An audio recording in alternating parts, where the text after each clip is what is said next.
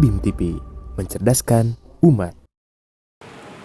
Assalamualaikum warahmatullahi wabarakatuh. Alhamdulillahirrabbilalamin. Alhamdulillahilladzi hadana lihada wa ma kunna linahtadiya laula an hadanallah. Asyhadu an la ilaha illallah wahdahu la syarikalah wa asyhadu anna Muhammadan abduhu wa rasuluhu la nabiyya ba'dah. Pemirsa Habim TV yang dirahmati Allah, kita sudah sangat populer ya dengan surat Yasin, baik itu di ayat pertama atau mungkin di akhir ayat, di mana Allah menjelaskan, a'udzubillahi minasyaitonirrajim, Yasin wal Qur'anil Hakim.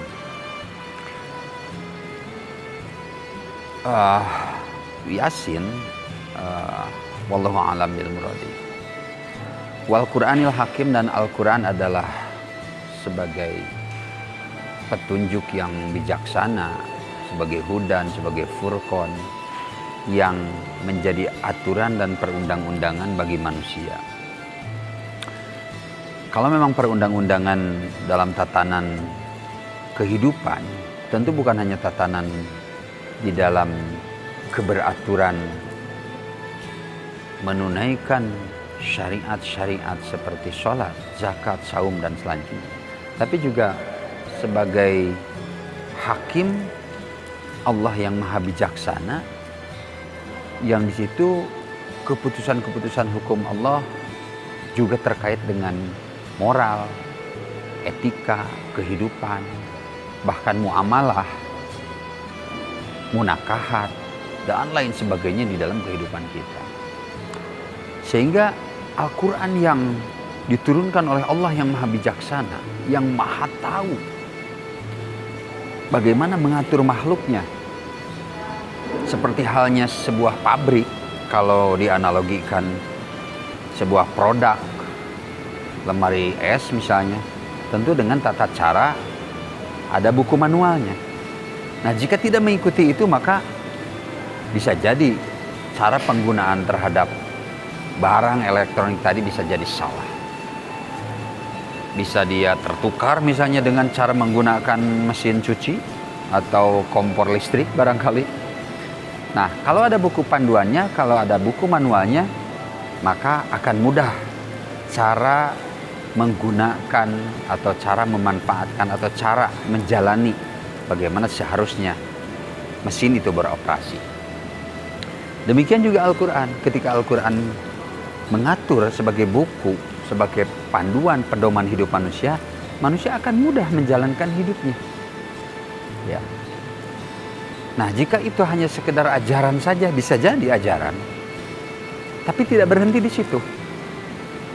Kalau ada sebuah perumpamaan seorang guru yang di sekolahnya mungkin cuaca panas, ruangannya kurang ventilasi sehingga butuh kipas angin, maka secara ajaran bisa saja seorang guru membuat sebuah teori atau mengajarkan teori tentang cara membuat kipas angin, dari mulai energi listrik misalnya, lalu ada baling-baling di situ, ada dinamo dan lain sebagainya. Maka ketika itu hanya sekedar menjadi ajaran saja, si murid di seluruh sekolah itu atau di kelas tadi hanya mendapatkan nilai saja dari teori bahwa begini cara membuat kipas angin tadi, bagaimana rangkaiannya, bagaimana cara penggunaannya. Setelah itu dapat nilai di rapor, angka 9, 10, dan lain sebagainya. Lalu apakah otomatis jadi ada itu kipas angin? Tentu tidak. Kalau di situ tidak ada Al-Quran, atau kalau di situ tidak ada undang-undang atau hukum, aturan guru, aturan sekolah, agar bisa mempraktekkan teori cara membuat kipas angin tadi. Nah, demikian juga Al-Quran. Kalau hari ini hanya sekedar ajaran, kalau esok hari hanya sekedar bacaan, kalau di masa-masa ini mungkin hanya sekedar hafalan saja, Allah maha memberi pahala. Jangankan menghafal, mendengarkan saja berpahala. Tapi Al-Quran tidak sebatas itu. Al-Quran adalah aturan hidup. Jika hanya ajaran saja, jika hanya diteorikan saja, dihafal dari pesantren ini, lalu santrinya buka lagi pesantren, banyak tuh santri buka lagi pesantren, terus hanya sekedar turun-temurun ilmu saja. Tapi tidak, Al-Quran tentu Seperti halnya Rasulullah SAW selain mengajarkan juga menerapkan aturan agar Al-Quran itu diterapkan dalam kehidupan.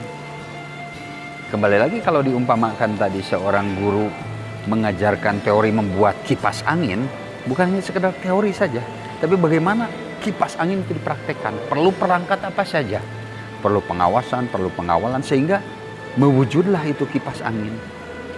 Demikian juga Al-Quran. Al-Qurannya ada, masjidnya ada, orang yang menjalankannya, yang menteorikannya ada. Sehingga dari teori itu tentu bisa diwujudkan dalam kehidupan sehari-hari. Bagaimana kita bermuamalah, bagaimana kita berjual, beli, berdagang, berhutang piutang, terhindar dari hal-hal yang riba, goror, maisir, dan lain sebagainya. Kalau hanya sekedar ajaran itu tidak akan terwujud.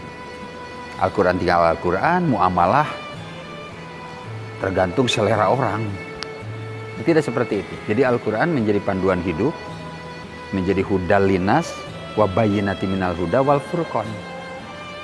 Sehingga menghukumi manusia. Ini salah, ini benar. Muncul kesadaran mengambil yang benar, meninggalkan yang salah.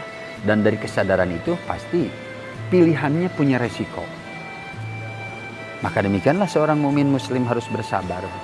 Semoga memaknai Yasin wal Qur'anil Hakim tidak hanya sekedar kita membaca saja tiap malam Jumat, tidak hanya sekedar mendawamkan atau menghafalkannya saja, tapi insya Allah Allah memberikan taufik hidayah dan inayah kepada kita agar kita memaknai Al-Quran sebagai ajaran dan juga sebagai aturan hidup insya Allah.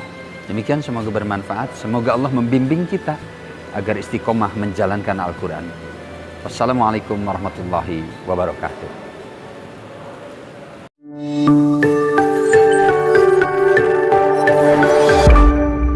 Habim TV, mencerdaskan umat.